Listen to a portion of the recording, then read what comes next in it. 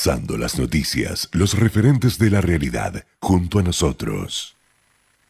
Y la última vez, que no fue hace tanto tiempo, nos decía, bueno, en el Medio Oriente nada es lo que parece.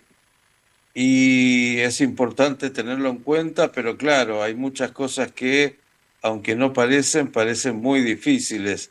Se mueven las piezas, la dinámica de este mundo es de una complejidad enorme, y el Medio Oriente siempre ha sido un poco epicentro de los grandes conflictos que ahí comienzan y que luego también llegan a todos los lugares.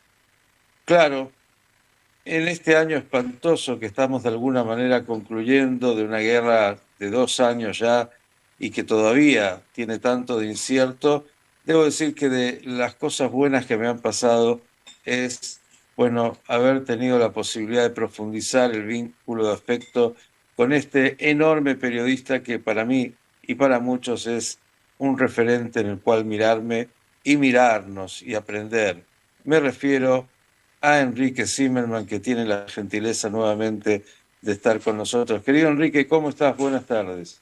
Buenas tardes, Shabbat Shalom, Shana Tová. Empecemos por las cosas buenas y que haya finalmente el próximo año buenas noticias. Claro, todos deseamos eso, pero por el momento lo que vemos es, bueno, cómo todo es tan inestable, como todo parece conspirar para que no sea así. Digo, pasan muchas cosas todo el tiempo y recién con el cronista, con Jonathan Meta, hablábamos de la dificultad porque las piezas no dependen desde ya solo de Israel, sino que hay muchos jugadores y entonces cada uno se mueve de acuerdo a sus intereses y vemos ahora cómo Egipto, bueno, juega sus partidos, entre otras cosas acercándose a Turquía, cómo Arabia Saudita crea una alianza de defensa con Pakistán, cómo los Emiratos Árabes juegan otro tipo de alianza estratégica. Digo, todo está en movimiento y mientras tanto Israel sigue en el pantano de esta guerra que tampoco tiene nada demasiado bueno para poder pronosticar. A ver, es difícil, Enrique. ¿Alguna especie de síntesis del momento que estamos atravesando en este cierre de año? Vamos a empezar por decir que esta es una guerra que yo creo que ningún israelí deseó. No por casualidad Israel no entró en Gaza durante 9 años. Y créeme que hubo presiones por parte de ciertos sectores para hacerlo porque estábamos bajo lluvias de misiles. Pero jamás logró su objetivo el 7 de octubre, que era, y sigue siendo, arrastrar a ese pantano, como muy bien decías, y que Israel se entierre ahí, porque es la única forma que ellos tienen de poder ganar algo y poner, de alguna manera, alejar a Israel del camino en el que estábamos en los últimos años, antes del 7 de octubre, el camino de los acuerdos de Abraham y de la normalización con Arabia Saudita. Y en este momento la impresión es que en ese aspecto lo logró. Es verdad, para eso tuvo que suicidarse. Hamas está prácticamente destruido, Miki. Hay una brigada ahora que está en Gaza City con 2.500, 3.000 hombres armados, pero aparte de esto, vestidos de civiles para ser contabilizados como civiles en caso de muerte en los combates. Esa es la técnica de Hamas. Y la trampa que ellos nos hacen a Israel en los combates muchas veces, yo debo decirte que lo más difícil de esta guerra, aparte del sufrimiento, el sufrimiento de seres humanos en Israel, por empezar, que fueron, y recuerdo, las víctimas de este ataque, y fue quien, en realidad, quien lo provocó fue Hamas. Hamas se suicidó, Miki, porque ya no será parte del futuro. No será parte del futuro político, al menos. Ellos mismos lo saben y ya lo reconocieron. Ni la autoridad palestina lo va a permitir, ni el mundo árabe, ni Estados Unidos, ni mucho menos Israel. Pero ellos están luchando ahora por una sola cosa, por mantener sus armas, por no ser obligados a desmilitarizarse, a entregar su poder. Ellos quieren ser el Hezbollah de Gaza. Y nadie, aparte de ellos, lo acepta. Nadie. tampoco el Egipto del que hablas, tampoco la Arabia Saudita de la que hablas, nadie, mucho menos la autoridad palestina y aún menos Israel.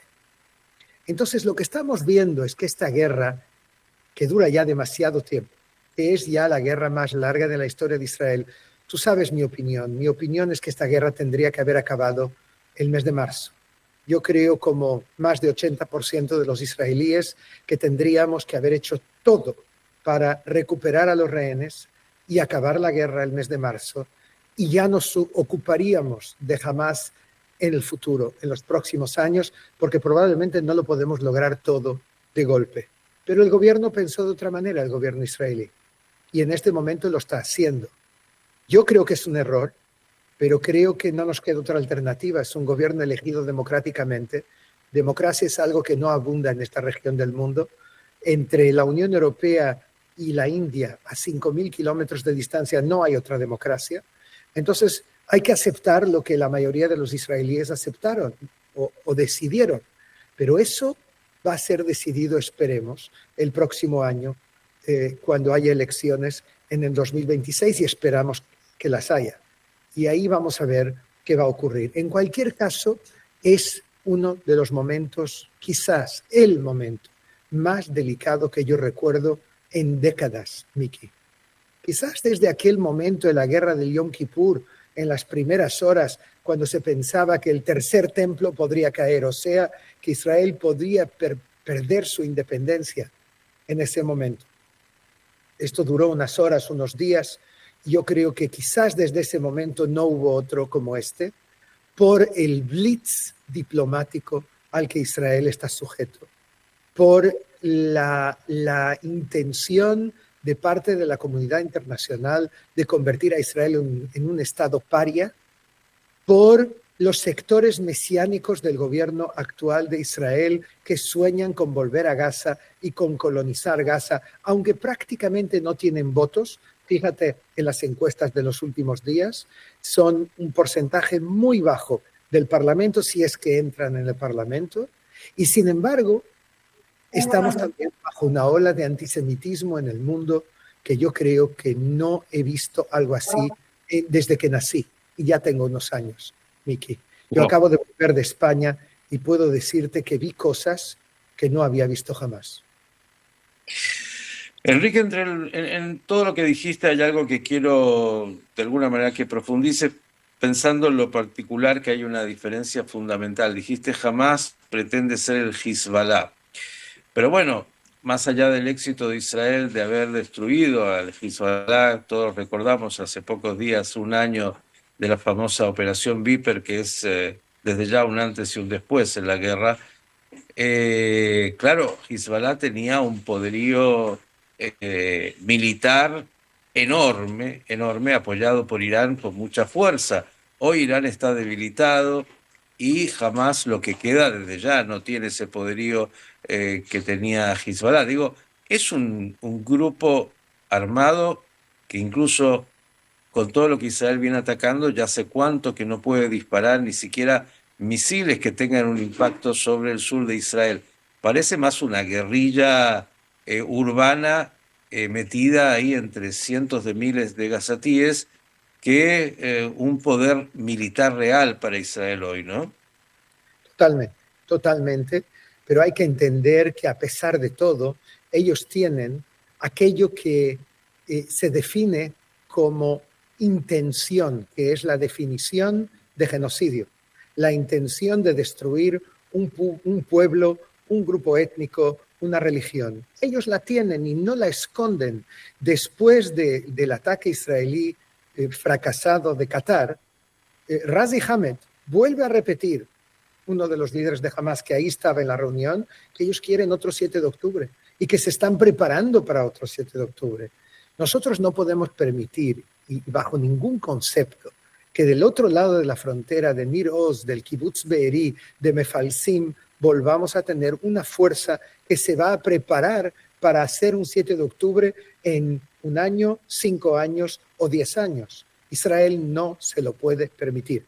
Lo dijo Yuval Noah Harari, Miki, quizás el israelí más famoso del mundo en la actualidad, el historiador de la Universidad Hebrea de Jerusalén, dijo que desde la caída del templo en el año 70 a manos del emperador Tito romano, no hubo una barbarie como el 7 de octubre.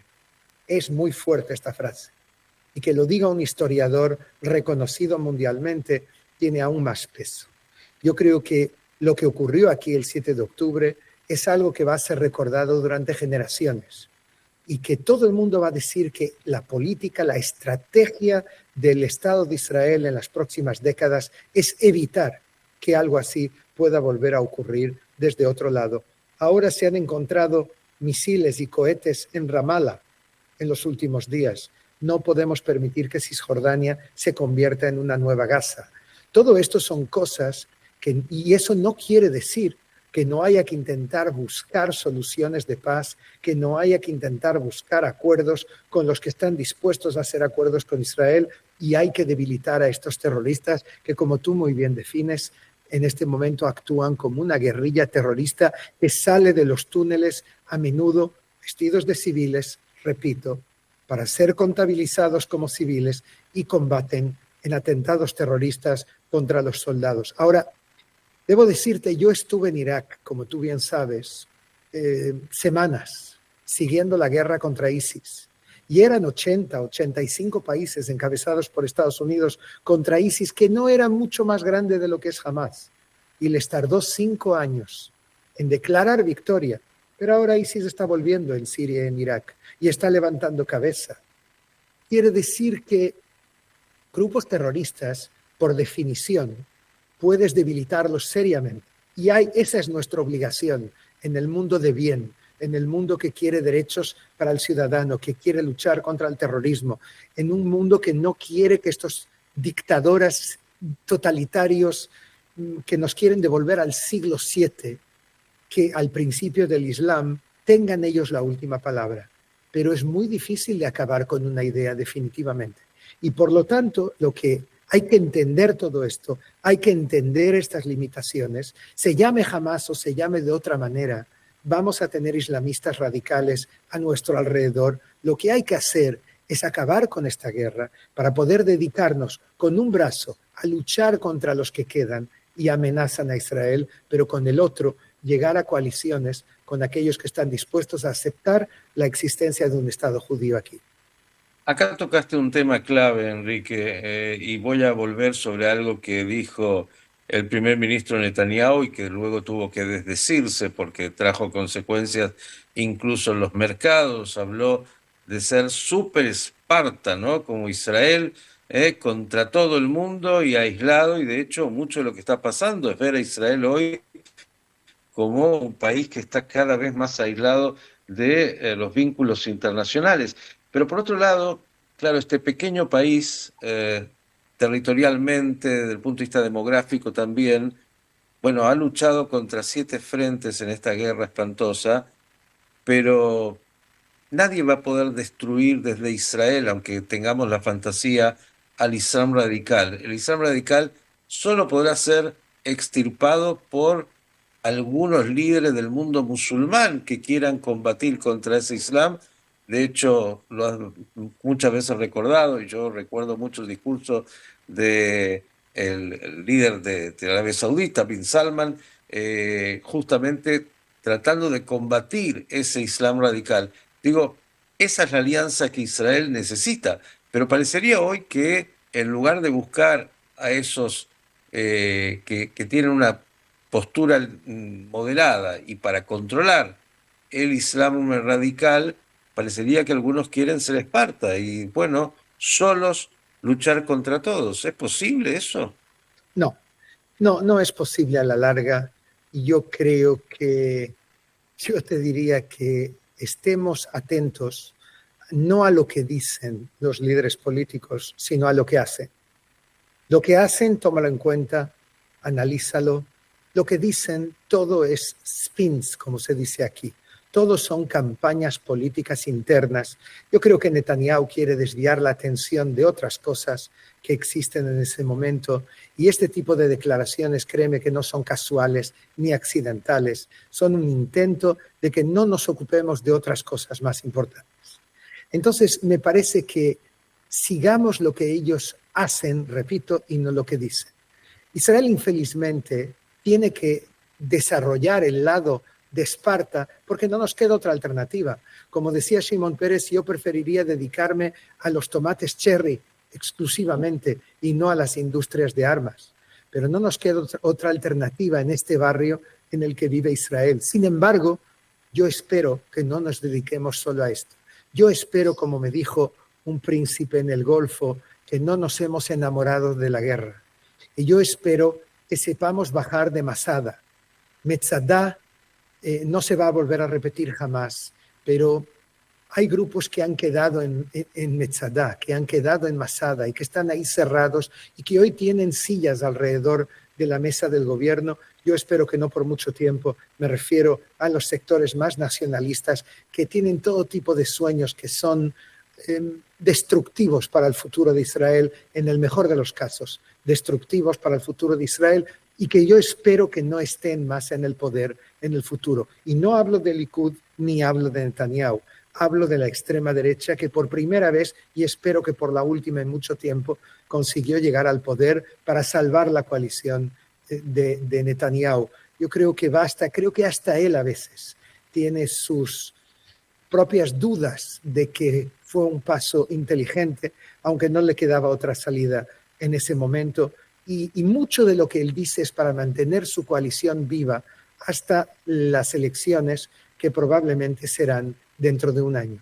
Entonces hay que ver eso y hay que entender eso y no hay que darle demasiada importancia. Israel tiene que ser Atenas por decisión, por elección, pero tendrá que ser Esparta por las circunstancias en las que vivimos, por lo menos durante esta generación y probablemente también la próxima. No son buenas noticias, pero son las que hay. Y quiero llevarte tal vez a un aspecto más que tiene que ver con el mundo. Israel no puede vivir aislada y por el momento el único soporte, el único que respalda a Israel es justamente el gobierno de Donald Trump y a veces incluso con mensajes contradictorios. Y el otro día me decía un analista, una especie de bigamia cuando habla de Israel y habla de Qatar y los pone en un mismo plano de alguna manera. Digo, ¿cuánto puede Donald Trump sostener a Israel? A mí no me gusta esta dependencia de jugarlo todo en una misma carta, y es Donald Trump. No me gusta.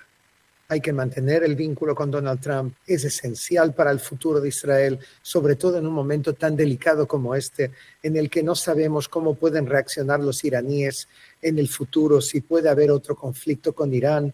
Todo esto es esencial, es importantísimo mantener este vínculo. Y digo más, creo que tenemos una de las cosas que el próximo gobierno de Israel tendrá que hacer es ocuparse de la guerra de las narrativas que perdimos. Es lo único que realmente perdimos en estos 2 años. Ganamos 7 guerras, como muy bien dijiste, pero perdimos rotundamente por 30-0 la guerra de las narrativas, financiada por Irán, pero sobre todo por Qatar, que tiene una cuenta bancaria infinita, ilimitada, y que lleva años y años invirtiendo en todo lo que hemos visto ahora.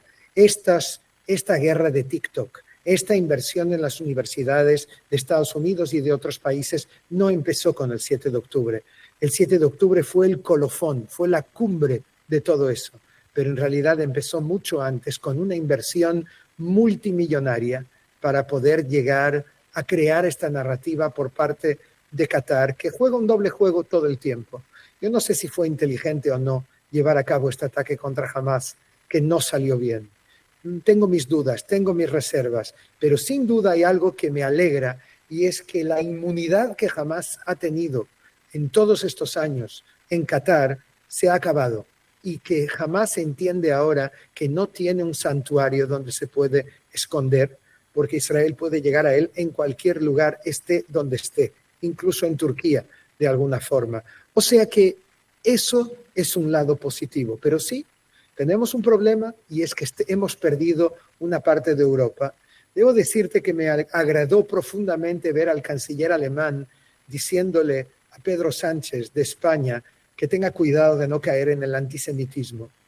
Me gustó ver cómo hay incluso Macron, el presidente francés, ayer hace declaraciones más conciliatorias hacia Israel, aunque apoyando el Estado palestino, porque me parece que en este momento es vacío de contenido. De nuevo, los palestinos necesitan hechos, no declaraciones vacías que sirven más para política interna que para política externa.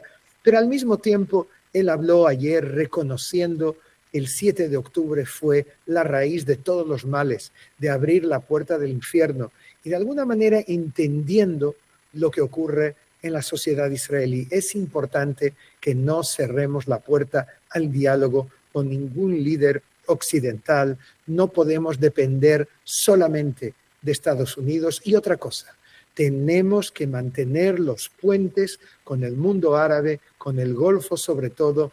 Los puentes tienen que estar allí, no los podemos quemar, y yo espero que este gobierno, con sus ansias de llevar a cabo una política interna que les lleve a una nueva victoria y con una política un poco populista, nos lleve a quemar algo que tardó una década y media en construir.